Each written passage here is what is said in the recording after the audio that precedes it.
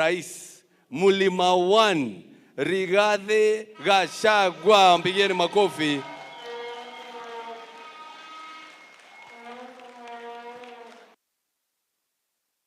Thank you. Tafadhali tuketi. Presiding Bishop Okida, our host, Apostle Bishop Waihenya and your wife, Kanisa la Pefa Thika, mababa wetu askofu, viongozi wenzangu wa Kristo hapa Thika. God is good and all the time. Nisalimieni kwa haya. Bwana Yesu asifiwe. Bwana Yesu asifiwe tena. Mimi nataka kuchukua nafasi hii, Bishop Waihenya na mke wako na Wakristo wa Pefa Thika, kusema pongezi, hongera, heko kwa hii kazi nzuri sana mumefanyia Mungu. This is a very beautiful cathedral, na tumepewa historia vile mumejikakamua, mungangangana, and you have been able to put up a magnificent sanctuary for the Lord. Baba Askofu Waihenya, uliponialika tukiwa pale Moya, nikakwambia nitafika, na nimefanya mzuri kufika kwa sababu nimeshuhudia kazi nzuri sana wewe umefanya ukiwa na washirika, na Mungu atakubariki sana. Tumeelezwa ile kazi imebaki, na kama hivi viongozi tumekubaliana tutakutafuta tuketi, kwa sababu siku hizi tulisimamisha mambo ya harambee kanisani, na sisi pia hatuwezi kosa shilingi 10, shilingi 15, shilingi 20. Tutaweka mkono pia hapa kwa hii kazi ya Bwana. Mimi niseme kwa sababu sitaki kusema mambo mingi. Tuko na MCA wetu Ezra Kabuga, tulipoteza, tulikuwa na yeye jana, kijana mzuri sana. We had a wonderful time. Tulikuwa tumekuja kuongea mambo ya kupigana na pombe na zile sheria zimeundwa na bunge la Kiambu, na nimehuzunika sana kupata habari ya kwamba ameaga dunia kupitia ajali ya barabara. Nataka kusema pole kwa familia, niseme pole kwa honorable members of the Kiambu County Assembly, na tukipata nafasi tutapitia hapo nyumbani tuwafariji, tuwae pole kupoteza kijana mdogo kama huo, na ni kiongozi. Ningetaka pia niseme pole. Reverend Lucy nasema congratulations on your ordination, na tunakutakia mema katika kazi ya Injili na kufanya kazi la Bwana, na uendelee kuendeleza Injili. Tunasema asante. Kanisa na serikali ni kitu kimoja, kwa sababu we serve the same people, na kwa hivyo tunataka kushukuru kanisa kwa kuendelea kutoa spiritual guidance to our people.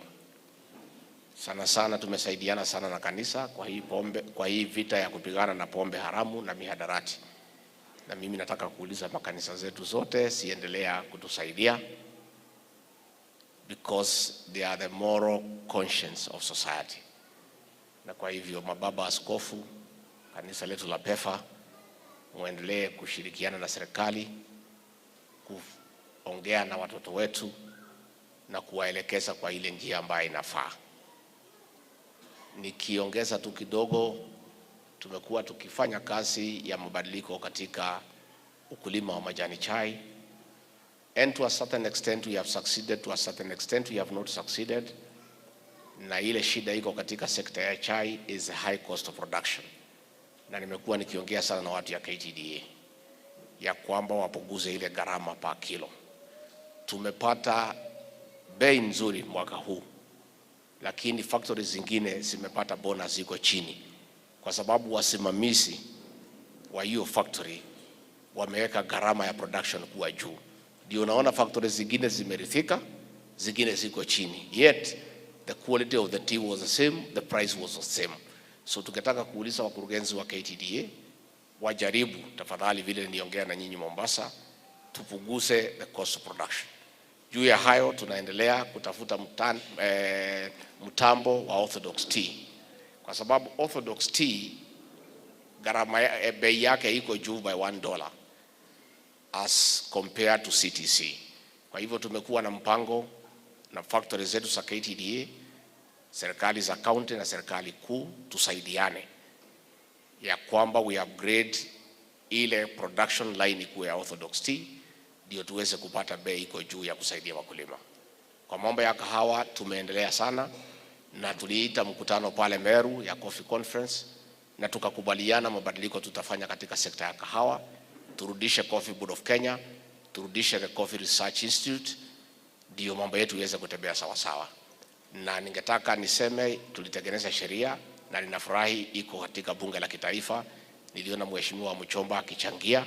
Tunataka kuuliza bunge la kitaifa, tafadhali mpitishe huo mswada ndio tuweze kuidhinisha hiyo sheria iweze kusaidia wakulima wa kahawa. Kwa ile mambo ambayo inaendelea, sisi tunahuzunika sana kwa sababu hii serikali tulipata kwa maombi tukiwa kwa shida mingi sana. Na sisi na watu ya hapa Mount Kenya na wale kutoka Rift Valley tuliungana. Tukapendana na tukakuwa na maelewano na tukamuunga rais mkono nikiwa naibu wake.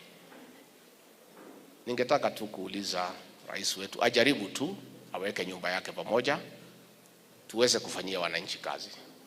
Tangu tuchaguliwe ni mwaka miwili, kuna kazi mingi sana zimesimama, ya barabara, ya maji, ya stima, ya mashule, na kulingana na mimi hiyo ndio kitu ya maana sana.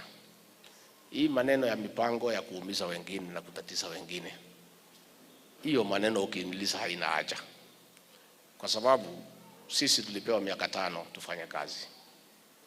Na kama iko shida kwa boma, mzee mwenye boma ataketi chini na bibi zake na watoto atatue.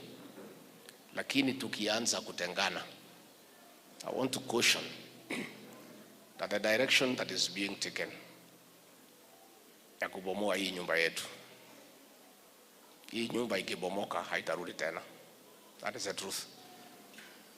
That action people are planning, wakisaidiwa na watu hawakuwa na sisi, ikivuja hii boma ya UDA haitaweza rudi tena, itasabaratika. Na hapa kwetu Kikuyuni kuna msemo inasemanga usipoteze 4 ukifuata ngapi? 8. I want to ask my brother, my boss President William Ruto, to be cautious and do the right thing.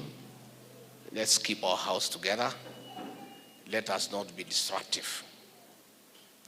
And let us not reintroduce the politics of betrayal. President William Ruto is the greatest beneficiary of the people of Mount Kenya destined for betrayal. Our people hate betrayal, and they are very unforgiving if you betray them. I ask my brother, President William Ruto, not to be tempted to go to that direction, because these people will be very unforgiving. When there was an attempt to betray him, the people of this region said, no, we don't like betrayal. We don't entertain betrayal. And for that reason, the people of this region stood with him to a man to express their displeasure at betrayal. If the people of this region feel betrayed, as they will, if we go into that direction, these people will be very unforgiving. That's just my advice. It doesn't have to be taken. I've been around for a long time. Mimi nimekuwa hapo wakati ya Moi, nimekuwa hapo wakati ya Kibaki, nimekuwa hapo wakati ya Uhuru. Sasa niko hapo, mimi najua mambo mawili matatu. Hii watu ya Mlima Kenya mimi nawaelewa sana. Kisaliti hii watu, uhusiano yako na hawa itafika mwisho. And it cannot be salvaged. I still think there is room for the president to put his house in order, talk to everybody, and let us get back to work and serve the people of Kenya, execute the mandate that they gave us. We gave very many promises. We need to keep those promises. And it's important that we keep those promises. The other day I asked the president to keep one promise to the people of Kenya that requires no funding, requires no IMF, requires no World Bank. He promised the people of Kenya that under his watch, his deputy will never be humiliated. Didn't he promise? We're asking him to keep that promise. If he can't keep that one promise, nobody can trust him to keep any other promise. So it's up to him. It's up to him. Sisi tuko pale, sisi ni watu wa Mungu. And for me, I'm comforted by the fact that when things were very difficult for President William Ruto, and he was under a lot of attack, a lot of schemes, a lot of intimidation, a lot of humiliation, a lot of harassment, Mungu alisimama na yeye. Huyo Mungu alisimama na Rais William Ruto. Hakuna bahali ameenda. Si yako tu. That is my comfort. Ya kwamba huyo Mungu hakuna bahali ameenda. He's still there. So let us see how things unfold. Let us see how things unfold, but we have a country to run. We need to be careful so that we don't create acrimony in this country. And I want to advise that we came together with our brothers from the Rift Valley to support President William Ruto, and we agreed. Let us not create a situation where these communities never trust each other in future. I think we need to be careful. We need to be careful. We need to walk the path and the journey that we started. We want to support the president to succeed. We are more than ready so that we serve the people of Kenya for the time that God has given us a chance through the people of Kenya. And in my view, that is the right thing to do. Any attempt to disrupt that mandate will have serious implications in our politics. And that is not healthy for the country, it's not healthy for our government, and it is not healthy for our leadership. So let us be careful, let us be cautious, let us be reasonable, and let us do the right thing by respecting the will of the people. The people of Kenya, through a direct vote, chose a president and a deputy. Give the people of Kenya that respect. Let us not try to carry out their mandate and take it upon ourselves to interfere with the will of the people. Mimi sitaki nisidishe kutoka hapo. Nimeshukuru sana Baba Askofu, tutakutafuta ndio tujue vile tutasaidia. We want to thank you, Presiding Bishop, for the very strong sermon. As it has been well articulated here, it is very relevant to the situation we are in, when everybody is feeling low. That barely 2 years after forming government, we are in a situation that we should never be. But I believe that God is in control, and whatever happens, iko Mungu mbinguni. Asanteni sana, Mungu awabariki. Thank you very much.